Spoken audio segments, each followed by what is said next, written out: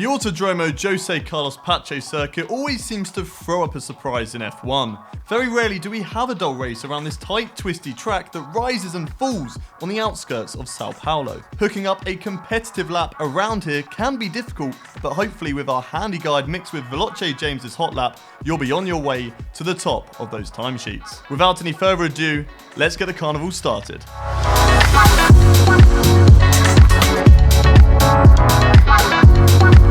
Here we are then, located just before the last corner, which is very important around this track with such a long way to the start-finish line. Brake before the 50-meter board and drop down from 6th gear to 3rd to open up the exit of the corner as much as you can whilst getting back on the throttle on the apex. Now with your foot to the floor, carry as much speed as you can through the small kinks all the way to the start-finish line. Let me use this opportunity to point out once more James is using the Mercedes in clear midday conditions to give himself the best chance to beat those top lap times. Make sure your brake bias is on 55% and your differential is 65% before setting off. Right, let's go. DRS open as soon as you can and cross the line. Keep the car to the right as you prepare for turn 1. Brake just before the 50-meter board and shift down from 8th to 2nd. As the Center S is a chicane, take a late apex through the first corner and stay as tight to the corner as possible. This will give you the best line through turn 2, ultimately allowing you to carry the speed through turn 3 and that long run to the 4th corner. But let's rewind a bit. Short shift mid turn 1 to 3rd, then easy on the power. Set yourself up for turn 2 like we mentioned and short shift again to 4th. Now take a normal apex through 2 using all the track that you can get away with before letting the car drift back out wide to the inside of turn 3. Again, use as much curb as you can along here before getting back to the grippier tarmac. From here, shift back up through the gears, your foot flat to the floor and hug the white line on the inside. Ease the car back over to the right at the exit to reduce the amount of speed scrubbed off. Get the DRS open and enjoy this short blast down to turn 4. Arrive at the next corner on the right in 8th gear and start braking at the tarmac that splits the grass on the right. Throw the car in and shift down to 4th. Use all of the curb on the inside, making sure not to touch the grass at all.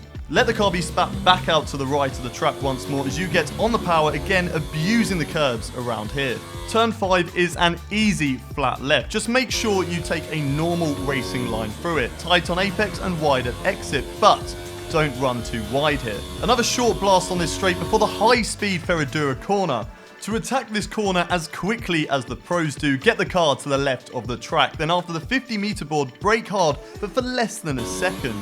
Take the car down from 7th gear into 5th whilst throwing it into the right, full commitment. Ride the curb on apex and be gentle with the throttle. You shouldn't be at full throttle until you reach the end of this long turn. Be careful with the amount of speed you carry through here as you want to be carrying enough that the car is naturally on the exit curve ready for turn 8, but carry too much speed and you'll be forced out wide, invalidating your lap time and undoing all the good work you've already done. Quick reactions are vital here, not only because the car likes to jump out at you, but because the braking zone for turn 8 is immediately after this. The car should already be half on the curb at this point, but make sure you are in as straight of a line as you can be.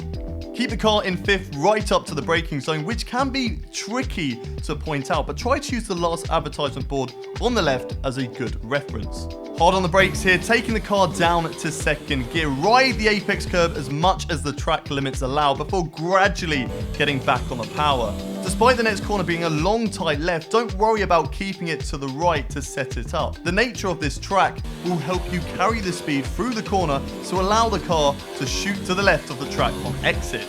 Short shift into 3rd, then at the curb, tap the brake ever so slightly, shifting down a gear as you do. Keep turning the wheel left and roll through the corner before getting back on the power about halfway. As you do, short shift into 3rd, then get back on the power momentarily before another hairpin at turn 11. The entrance to turn 11 is slightly curved, so line up your entry as best as you can. Keep the car in 5th and brake before the curb starts on the right. Drop the car into as low as 1st gear as this will help you get that extra turn in at the apex of the corner. Quickly short shift to second and get the car over to the left on the exit curve. Turn 12 is another flat out corner, but only if you have the car set up correctly. You should be able to follow the track to the left whilst the car naturally drifts to the exit curve. If this isn't happening for you and you always end up far too wide and off the track, then look into different setups to fix this.